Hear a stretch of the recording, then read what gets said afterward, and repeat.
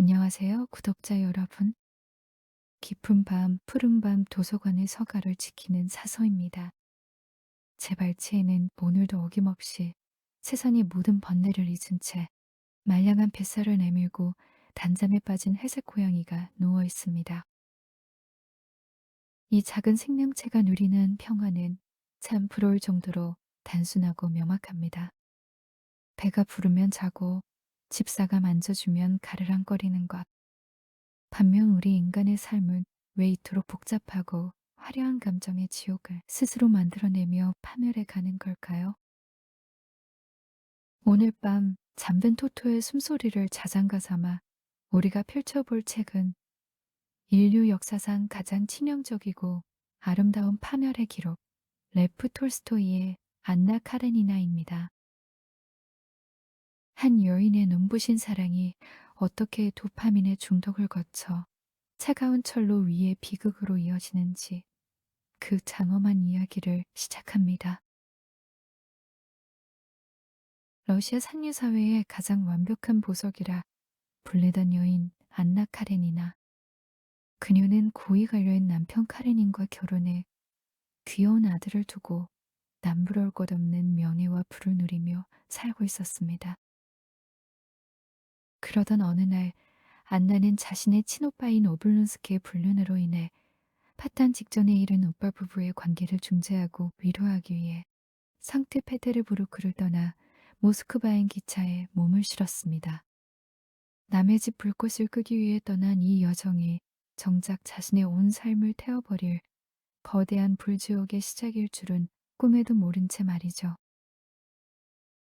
기차가 모스크바역에 도착해 거친 증기와 뿌연 연기를 내뿜던 그 순간 차가운 눈보라 사이로 안나의 눈에 한 젊은 장교가 들어왔습니다.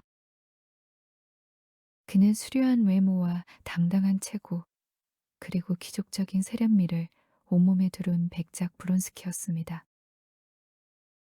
두 사람의 시선이 공중에서 얽힌 순간 마치 번개가 친 듯 팽팽한 감정의 기류가 감돌았습니다.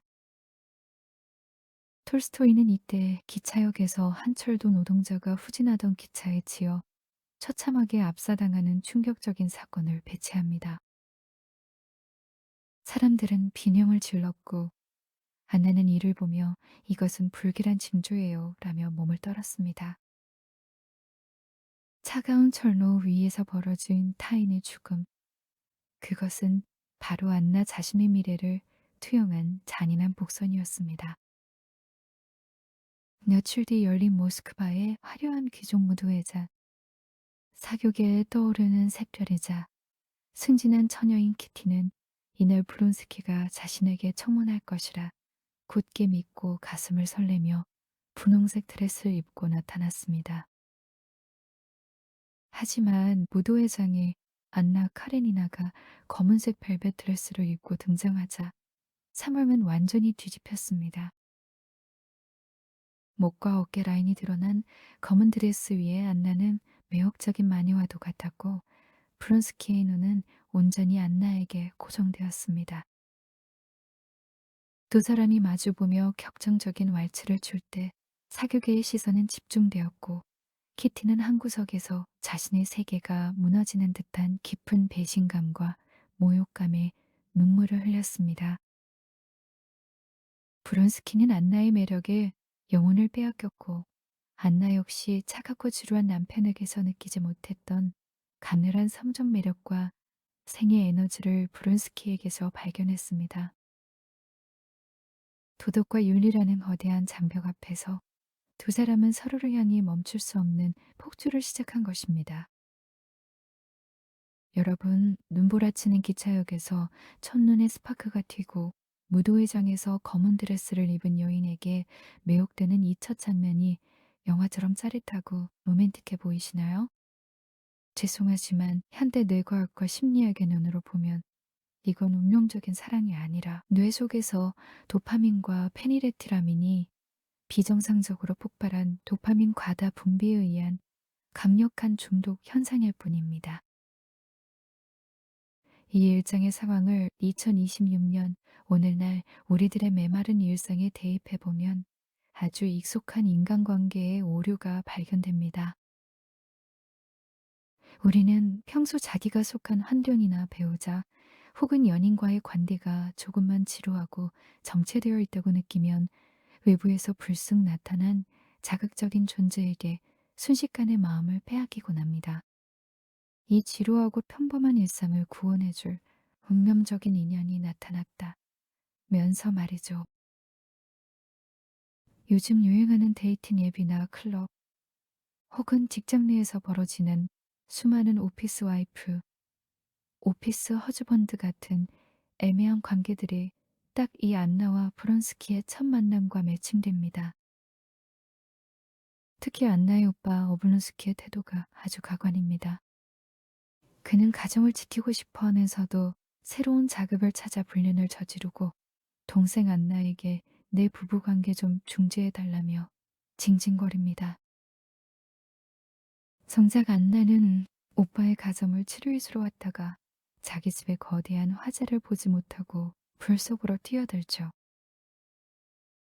현대 사회에서도 자기 인생의 내면적 결핍이나 부부간의 소통 부재라는 근본적인 문제는 회피한 채 남들의 연애 상담에는 박사학위라도 딴 듯 참견하다가 정작 자신은 가스라이팅이나 독성 가득한 불륜의 늪에 빠져 파멸하는 사람들이 얼마나 많습니까?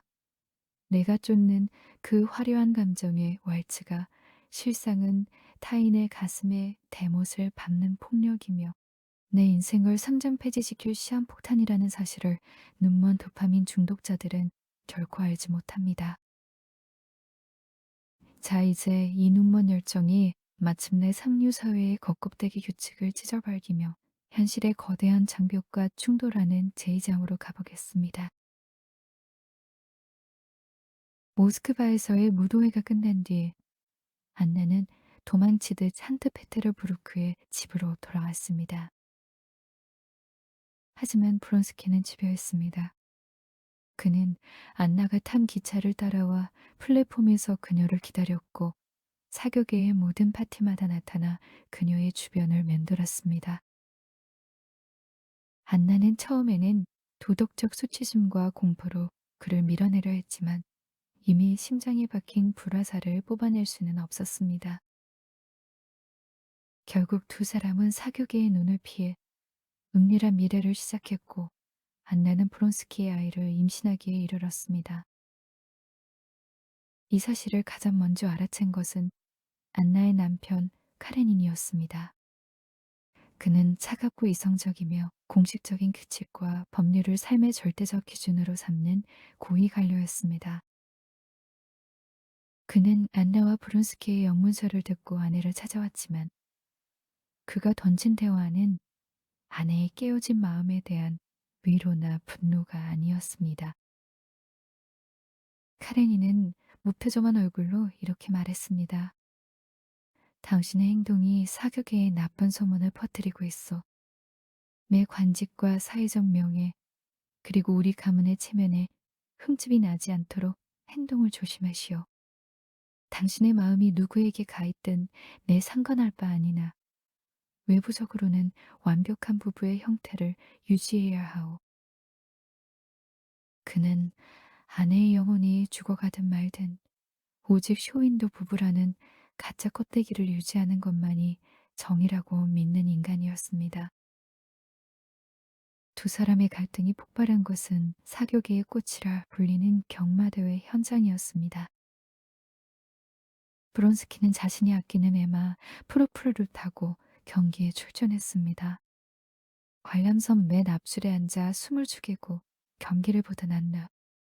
하지만 경기가 막바지에 다다랐을 때 브론스키의 사소한 조종 실수로 프루프루가 장애물에 걸려 넘어지며 척추가 부러지는 처참한 사고가 발생했습니다. 말이 고통스럽게 비명을 지르며 쓰러지고 브론스키가 바닥에 구르자 관람석에 있던 안나는 사교계의 시선도 잊은 채 자리에서 벌떡 일어나 비명을 지르며 오열했습니다. 아, 그이가 죽었어. 안 돼. 주변 귀족들의 시선이 일제히 안나에게 쏠렸고 수군거림이 사방으로 번졌습니다. 카레니는 분노로 이가 갈렸지만 끝까지 신사적인 미소를 지으며 안나의 팔을 거칠게 잡아 끌고 마차에 태웠습니다. 마차 안에서 카레닌이 가문의 명예를 더럽혔다며 아내를 가스라이팅하자 완전히 멘탈이 터져버린 안나는 악에 받쳐 소리쳤습니다. 위선자 같은 당신 똑똑히 들으세요. 나는 그 사람을 사랑해요. 그 사람의 아이를 가졌고 당신을 주모해요. 마침내 가짜 평화의 가면이 찢어지고 돌아갈 수 없는 파멸의 다리가 끊어진 순간이었습니다. 토토야, 귀족들이 경마장에 모여 앉아 남의 집 부인의 비명소리에 눈을 빛내며 뒷담화 까는 모습이 참 기가 막히지? 남편 카레닌이라는 인물을 보세요. 그는 아내가 다른 남자와 외도를 하고 영혼이 피폐해지는 곳에는 아무런 관심이 없습니다. 오직 내 사회적 지위, 내 인사고가, 그리고 남들의 눈에 비치는 완벽한 가정을 이룬 고위 관료라는 타이틀이 훼손되는 것만을 극도로 두려워합니다. 현대 사회에서도 이 카레닌 같은 리더나 배우자들이 정말 많습니다. 집안에서는 대화가 단 한마디도 통하지 않고 서로를 존벌레처럼 증오하면서도 SNS에는 행복한 우리 가족, 주말 나들이 사랑하는 남편이 사준 명품 선물이라며 피드를 도배하는 쇼윈도 부부들의 심리가 정확히 카레닌의 위선과 일치합니다. 이들에게 중요한 것은 진짜 행복이 아니라 남들에게 행복해 보이는 편판이니까요. 반면 경마장에서 말의 허리를 부러뜨린 브론스키의 모습도 시사하는 바가 큽니다. 그는 프로프라는 면말을 진심으로 사랑한다고 생각했지만 결정적인 순간에 자신의 과시욕과 성급함 때문에 말의 척추를 부러뜨리고 권총으로 사살해 버립니다. 이것은 그가 안나를 대하는 태도와 정확히 일치하는 복선입니다. 브론스키 같은 상류층 도파민 추구자들은 상대를 진심으로 존중하는 것이 아니라 내 자존감과 정복욕을 채워줄 화려한 트로피로 안나를 소비할 뿐입니다. 안나는 남편의 차가운 미선에 상처받아 브론스키라는 더 거대한 괴물의 품으로 도망쳤습니다. 내 안의 결핍을 타인의 자극을 통해 해결하려는 이 미련한 물타기는 결국 내 삶의 척추를 부러뜨리는 비극의 부메랑으로 돌아올 뿐입니다. 자, 이제 사교계의 규칙을 깨부순 안나가 어떤 혹독한 사회적 매장과 마녀 사냥을 당하게 되는지 제3장의 이야기로 가보겠습니다. 안나는 결국 카레닌과 아들을 버리고 브론스키와 함께 이탈리아로 도피 유학을 떠났습니다. 두 사람은 한동안 사격의 눈을 피해 예술을 즐기며 행복한 시간을 보내는 듯 했죠. 하지만 도피성 여행이 주는 도파민의 유통기한도 길지 않았습니다. 고향에 두고 온 아들에 대한 지독한 그리움과孤独감을 참지 못한 안나의 강력한 요구로 두 사람은 다시 상트페테르부르크로 돌아오게 되었습니다. 그리고 그들을 기다린 것은 사회적 죽음이라는 잔혹한 단두대였습니다. 러시아의 상류 사회는 이 불륜 커플에게 상상을 초월하는 차별적 마녀 사냥을 가했습니다. 기가 막힌 것은 그 화살이 오직 여성인 안나에게만 집중되었다는 사실입니다. 브론스키는 여전히 능력 있는 젊은 백작이자 장교로서 사교계 클럽에 출입하고 남성 귀족들과 어울리며 아무런 제약 없이 현생을 살았습니다. 반면 안나는 그 어떤 귀족 부인의 파티에도 초대받지 못했고 그녀가 지나갈 때면 사람들은 대놓고 침을 뱉거나 고개를 돌렸습니다. 사건은 안나가 자신의 존재감을 증명하기 위해 사교계의 중심인 오페라 극장에 단단히 입장했을 때 터졌습니다. 안나가 화려한 보석을 두르고 박스석에 나타나자 극장 전체의 음악이 멈춘 듯 사늘한 침묵이 감돌았습니다. 옆 박스석에 있던 카르타소프 남작 부인은 대놓고 소리를 질렀습니다. 저런 추잡한 불륜녀와 같은 공기를 마시는 것 자체가 내 가문의 모욕이야 라며 자리를 박차고 나갔습니다. 극장 안의 모든 귀족이 안나를 향해 손가락질을 하며 조서를 퍼부었고 안나는 심장이 찢어지는 듯한 수치심과 공포 속에서 눈물을 흘리며 도망치듯 극장을 빠져나왔습니다. 사교계가 그녀를 완벽하게 매장해버린 것입니다. 반면 톨스토이는 이 비극적인 안나의 삶과 완벽한 대조를 이루는 또 다른 주인공 레빈과 키티의 삶을 보여줍니다. 일장에서 브론스키에게 버림받고 시련의 상처로 알아누웠던 순진한 키티는 투박하지만 진정성 있는 시골 지조 레빈의 한결같은 구애를 받아들여 결혼에 성공했습니다. 레빈은 화려한 도시의 사격에나 권력 투쟁에는 관심이 없는 흙을 사랑하는 청년이었습니다. 그는 키티와 함께 자신의 시골 영지로 내려가 귀족의 특권을 내려놓고 농부들과 함께 땀을 흘리며 정직하게 밀을 베고 밭을 갈았습니다.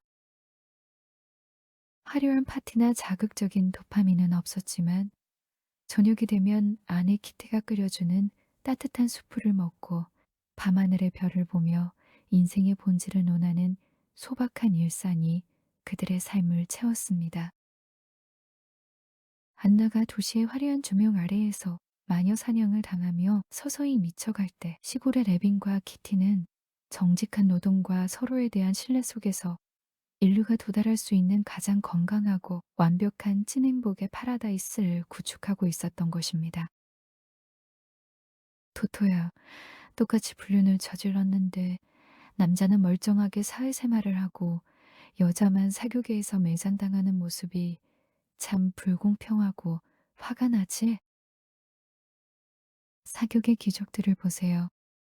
그들이 정말 도덕적으로 깨끗해서 안나에게 돌을 던졌을까요? 천만의 말씀입니다. 그 귀족들도 뒤로는 온갖 추잡한 불륜과 사기, 권력 암투를 벌이는 인간들이었습니다. 다만 공식적으로 들키지 않았다는 이유만으로 세상에 전면적으로 드러난 안나라는 희생양을 향해 고고한 척 위선의 가면을 쓰고 돌을 던지며 자신들의 도덕적 우월감을 채우는 도파민 파티를 벌인 것이죠. 요즘 연예인이나 인플루언서가 말실수 하나만 해도 유행처럼 떼거리로 몰려가 악플을 달고 신상을 털어 사회적으로 매장해버리는 네티즌들의 심리가 정확히 오페라 극장의 귀족들과 닮아 있습니다. 더 주목해야 할 것은 레빈의 시골 라이프와 안나의 도시 라이프의 대비입니다. 안나와 브론스키는 타인의 시선이라는 사교계의 조명을 끊임없이 갈구하다가 그 시선에 난도질단이 자멸합니다. 반면 레빈은 남들이 나를 어떻게 보든 상관없다며 자신의 본질인 흙과 노동에 집중하죠. 현대인들도 마찬가지입니다.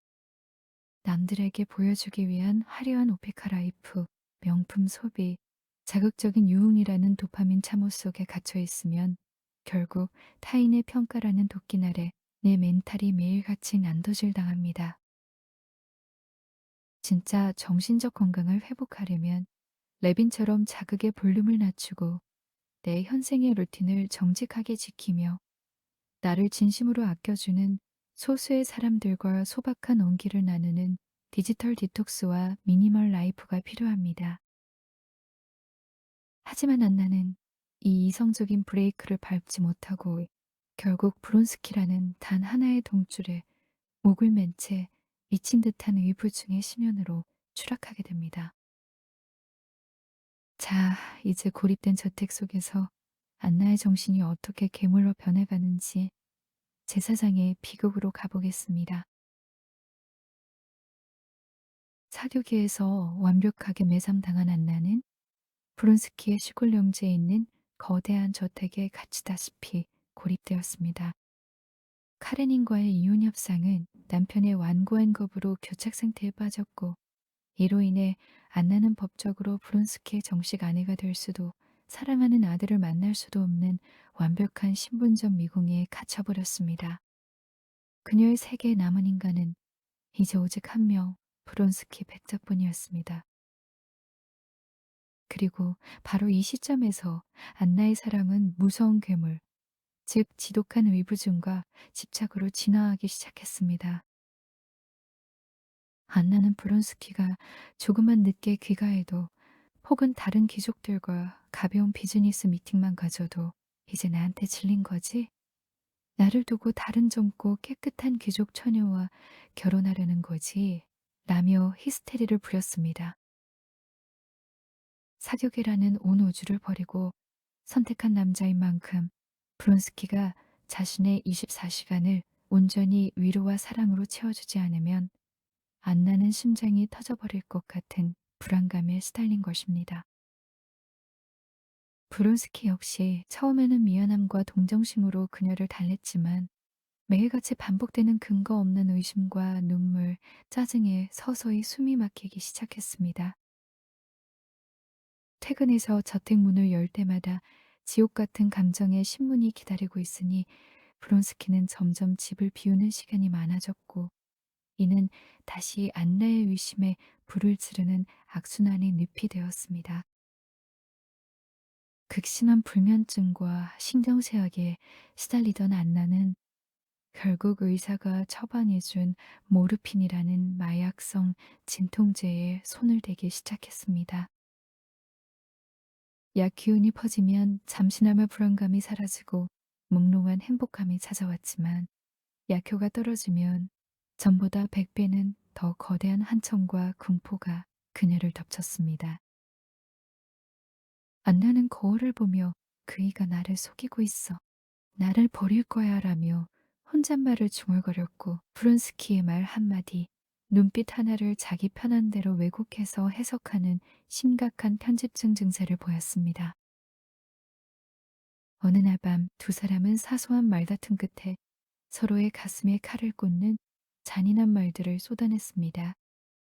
브론스키가 짜증 가득한 얼굴로 당신의 그 끝없는 집착이 나를 숨막혀 죽게 만든다는 걸 왜 모르오 라며 방을 나가버리자, 홀로 남겨진 안나는 모르핀을 마시며 광기 어린 결론에 도달했습니다. 그래, 내가 없어져 봐야 그이가 피눈물을 흘리며 후회하겠지. 내 죽음으로 그이에게 영원히 지워지지 않는 가장 잔혹한 형벌을 내릴 거야. 사랑의 증오로 바뀌고 마지막 이성의 가닥마저 마약과 집착의 불꽃 속에서 완전히 타버린 파멸의 전조였습니다. 토토야 거울을 보며 약 기운에 취해 남편의 외도를 의심하며 스스로를 파괴하는 안나의 모습이 참 소름 끼치고 안타깝지. 그런데 이 사장에서 톨스토이가 정밀하게 묘사한 안나의 정신붕괴는 현대 심리학에서 말하는 심각한 불안형 애착장애와 감정적 인질극의 교과서적인 사례입니다. 연인 관계에서 상대방에게 내 인생의 모든 자존감과 행복의 열쇠를 전적으로 양도해 버린 사람들이 자주 저지르는 폭주 패턴이기 때문입니다. 나를 사랑한다면 내 모든 불안감을 내가 24시간 내내 달래주고 증명해내야 해라며 상대방의 목을 조르는 정서적 뱀파이어가 되는 것이죠. 더 무서운 것은 안나가 선택한 모르핀이라는 도피처입니다. 약 기운이 떨어지면 뇌는 더 큰 불안을 느끼고, 결국 이 모든 고통의 원인은 저 사람이야라며 상대방에게 책임을 전가하는 피해망상으로 발전하죠. 안나가 브론스키에게 날린 마지막 카드는 내가 죽어버려서 너에게 평생의 죄책감을 선물하겠다는 잔인한 감정, 인질극이었습니다. 내 삶의 운전대를 타인에게 맡겨버린 자의 비참한 구걸은 결국 단 한 발의 브레이크도 작동하지 않는 파멸의 급행 열차를 타게 만들 뿐입니다. 자, 이제 이 미련한 집착의 열차가 마침내 어떤 차가운 철로 위에서 비참한 청구서를 받아들게 되는지 마지막 제어장 비극의 총력으로 가보겠습니다. 1870년대의 어느 무더운 5월의 오후, 브론스키와 마지막 전면전을 벌이고 그가 어머니를 만나러 가기 위해 기차역으로 떠나버리자 안나의 정신은 완전히 피비광기로 물들었습니다. 그녀는 하얗게 질린 얼굴로 모스크바의 오브랄로브 기차역으로 향하는 마차에 올랐습니다. 마차 안에서 창밖을 바라보는 안나의 눈에는 세상의 모든 것이 기괴하고 추악하게 일그러져 보였습니다. 길 가던 사람들의 미소는 자신을 향한 비웃음으로 보였고 세상 전체가 자신을 가두고 공문하는 거대한 감옥과 같았습니다. 무르핀 부작용과 지독한 피해망상이 그녀의 뇌를 완전히 지배해버린 것입니다. 기차의 플랫폼에 도착했을 때 사방은 매연과 거친 석탄 냄새, 그리고 사람들의 웅성거림으로 가득했습니다. 저 멀리서 육중한 철제 괴물 같은 화물열차가 굉음을 내뿜으며 플랫폼으로 미끄러져 들어오기 시작했습니다. 거대한 철제 바퀴가 선로를 짓밟으며 다가오는 그 순간 안나의 머릿속에는 일장에서 보았던 그 철도 노동자의 참혹한 죽음이 선명한 파노라마처럼 스쳐 지나갔습니다. 아, 저기야. 저 차가운 철로 아래가 내 지옥을 끝내줄 유일한 침대야. 안나는 빨간색 작은 가방을 바닥에 내던지고 다가오는 기차의 바퀴를 향해 자신의 몸을 던졌습니다. 몸이 쓰러지는 순간 안나는 본능적으로 정신이 번쩍 들며 아, 내가 무슨 짓을 한 거지? 신이시여, 저를 용서하소서 라고 절규하며 몸을 빼려 했지만 이미 거대한 감철 괴물의 무게는 그녀의 가냘픈 육체를 자비 없이 짓밟고 지나갔습니다. 붉은 피가 차가운 철로 위로 분수처럼 뿜어졌고 사교계의 가장 아름다웠던 보석 안나 카레니나는 그렇게 처참한 고기 덩어리가 되어 생을 마감했습니다. 안나의 비극적인 자살 소식을 들은 브론스키는 영혼이 완전히 바스라졌습니다. 그는 안나가 원했던 대로 평생을 죄책감이라는 형벌 속에 살게 되었지만 그것은 아름다운 로맨스가 아니었습니다. 그는 스스로 폐인이 되어 목숨을 버리기 위해 자원입대하여 터키 전섬으로 떠나가 버렸습니다. 두 사람이 그토록 갈구했던 도파민 가득한 사랑의 최종 청구서는 결국 아무도 구원받지 못한 채 두 인간의 영혼을 완벽하게 파산시켜버린 잔인한 영수증뿐이었습니다. 하지만 톨스토이는 이 비극 뒤에 다시 한번 시골 제주 레빈의 마지막 깨달음을 보석처럼 배치합니다. 안나의 사망 소식을 듣고 큰 충격을 받은 레빈은 밤하늘의 찬란한 별들을 바라보며 깊은 사색에 잠겼습니다. 인간은 왜 사는가? 어떻게 살아야 하는가? 그는 자신의 농부들이 욕심 없이 정직하게 일하며 이웃을 돕는 모습 속에서 답을 찾았습니다. 내 안의 이기적인 욕망과 타인의 시선 도파민을 채우기 위해 폭주하는 삶은 언제나 파멸을 부르지만 내 영혼의 소리에 귀를 기울이고 내 손으로 정직한 노동을 하며 내 주변의 소중한 이들에게 선을 베푸는 소박한 삶이야말로 신이 인간에게 허락한 유일한 구원의 정답이라는 사실을 말이죠. 레비는 마침내 마음의 평화를 얻었고 소설은 깊고 포근한 대지의 침묵 속에서 막을 내립니다.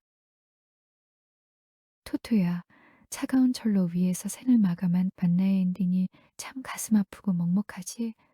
19세기의 문학적 수사를 걷어내고 2026년 오늘날의 눈으로 안나의 이 마지막 선택을 냉정하게 해부해 보면 이건 아름다운 비극이 아니라 가장 이기적이고 파괴적인 복수형 자해극의 참혹한 결말일 뿐입니다. 현대 사회에서도 연인 관계나 인간관계에서 심각한 상처를 입었을 때 베르테르나 안나처럼 내가 망가져 버리거나 극단적인 선택을 해서 너에게 평생 지워지지 않는 트라우마와 죄책감의 형벌을 내리겠다는 위험한 망상에 사로잡히는 사람들이 있습니다. 내 인생을 불태워서 상대방의 얼굴에 재를 묻히겠다는 지독한 오기이자 증오의 폭주죠. 하지만 분명히 알아야 할 현실의 법칙은 내가 내 목숨과 인생을 버려 감행한 그 거대한 복수가 생각보다 상대방의 인생을 그리 오래 구속하지 못한다는 사실입니다. 브론스키는 잠시 괴로워하다 전장으로 떠났고 남편 카레니는 가문의 체면을 수습하며 여전히 높은 관직을 유지할 것입니다. 세상은 잔인할 정도로 아무 일 없다는 듯 고요하게 잘만 굴러갑니다. 결국 내 소중한 목숨과 미래, 그리고 내가 앞으로 누릴 수 있었던 그 수많은 행복의 기회비용만 지구상에서 완벽하게 소멸해버리는 역대급 초고위험 적자 거래일 뿐입니다. 내 목숨을 던진 대가가 고작 타인의 기억 속에 잠시 스쳐 지나가는 불편한 흉터 하나라니 이보다 더 미련한 투자가 어디 있겠습니까? 우리가 이 대작 안나 카레니나의 마지막 장에서 배워야 할 진짜 구원의 열쇠는 바로 레빈의 손절과 회복 탄력성의 법칙입니다. 인생이 내 뜻대로 되지 않고 갈등과 절망이라는 차가운 진흙탕 참호에 빠졌을 때 진짜 현명한 천재들은 내 판단이 틀렸음을 깨끗하게 인정합니다. 아, 이번 판은 내가 도파민에 눈이 멀어 완벽하게 망했네. 인정하고 손절하자라며 훌훌 털고 자신의 일상과 정직한 루틴 속으로 복귀하는 용기. 그것이 우리를 살리는 진짜 힘입니다. 타인의 시선이라는 매혹적인 가스라이팅에서 내 영혼을 독립시키는 것 말이죠. 세상 모든 인간들의 오만과 질투에 폭주를 비웃듯 그저 편안하게 잠들었다가 맑은 눈으로 하품을 하는 우리 집 고양이의 말랑한 젤리 발바닥을 만져보세요. 오늘 밤은 내 마음속 깊은 곳에 웅크린 채 나를 갉아먹고 있던 타인에 대한 원망과 집착의 청구서를 시원하게 찢어버리는 가장 포근하고 현명한 밤이 되시길 바랍니다. 지금까지 푸른밤 도서관이었습니다. 내일 밤도 따뜻한 서가에서 만나요.